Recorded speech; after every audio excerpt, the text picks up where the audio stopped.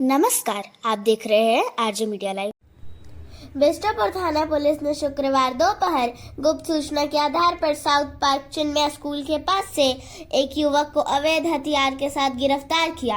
Police की team ने मौके से आदित्य झा उर्फ सन्नी उम्र 24 वर्ष को संदिग्ध अवस्था में पकड़ लिया।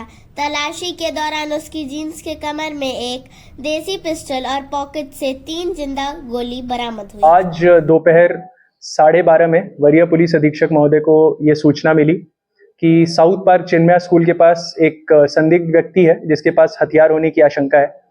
तो इसका सत्यापन करने के लिए और आवश्यक कार्रवाई करने के लिए हमने एक टीम बनाई जिसको लीड कर रहे थे डीएसपी सीसीआर मनोज ठाकुर और उसमें अहम भूमिका थी बिष्टुपुर थाना प्रभारी आलोक कुमार दुबे की। इसमें जब वहां पे हम लोग पहुंचे और हमने जब रेड किया तो एक युवक मिला जो थोड़ा संदिग्ध हालत में था। उसका नाम आदित्य झा उर्फ सन्नी है, बागबेड़ा का रहने वाला है और उसके कमर में हमें खोसा हुआ एक देसी पिस्तौल मिला और 3 गोलियां मिली। इसका क्रिमिनल हिस्ट्री आपको बता दें तो इसके ऊपर टोटल इस केस को इंक्लूड करके 6 केस हैं, जिसमें बिष्टुपुर थाना, आरआईटी थाना, आदित्यपुर थाना का केस है मारपीट का और बाकी ये सिमिलर ऑफेंसेस का केस है। इससे जब पूछा गया तो ये पता चला कि ये इस हथियार को बेचने के फिराक में था ताकि कुछ पैसा कमा ले और ज्यादा ये जमशेदपुर छोड़ के जाने वाला था। बट क्योंकि हमारे को इंटेलिजेंस मिल गया था और इसमें हमने कार्रवाई कर दी तो हम लोग हथियार का जो यहाँ पे ट्रैफिकिंग होता है उसको हमने रोकने में हम सक्षम रहे थे। कहाँ से हथियार लाया था सर? अब तक कितने हथियार? जो हमें अभी और इसमें पूछताछ करेंगे तो हमें और डिटेल्स आएंगी, इसको हम लोग रिमांड में लेंगे। अभी जस्ट हम लोग पकड़े थे तो हम लोग सोचे प्रेस को सूचित कर दें। अभी इनसे पूछताछ की जाएगी और ज्यादा हम लोग पता लेंगे कि पूरा चेन क्या है। इस सीरीज में आप लोग एक बात बता दें कि इस वर्ष जमशेदपुर पुलिस ने टोटल 105 वेपन्स रिकवर किए हैं।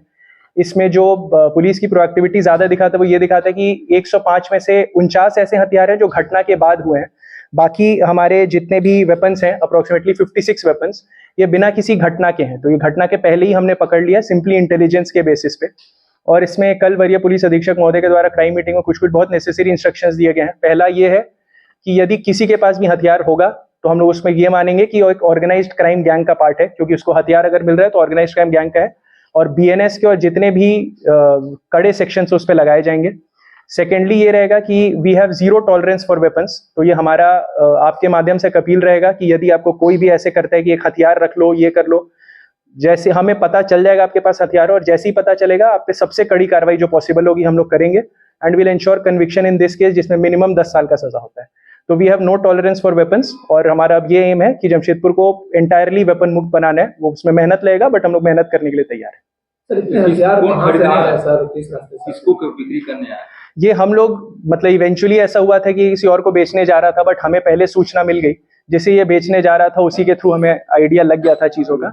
बट इसमें और इसका प्लान था और बाकी कहीं से हथियार लाके और बेचने का, बट पहली वाले में हमने इसे जी जी बिल्कुल। इससे पहले भी बेच चुका है क्या? नहीं, ऐसा इस पे अभी तक आर्म्स एक्ट का कोई केस है नहीं, है ना। ये पहली बार ये कर रहा था, ये कुछ थोड़े से पैसे जुगाड़ने की कोशिश में था ताकि जमशेदपुर छोड़ के कहीं जा सके। उसके पहले ही जमशेदपुर पकड़ लिया। सर इस महीने में बिरसा नगर में 2-3 घटना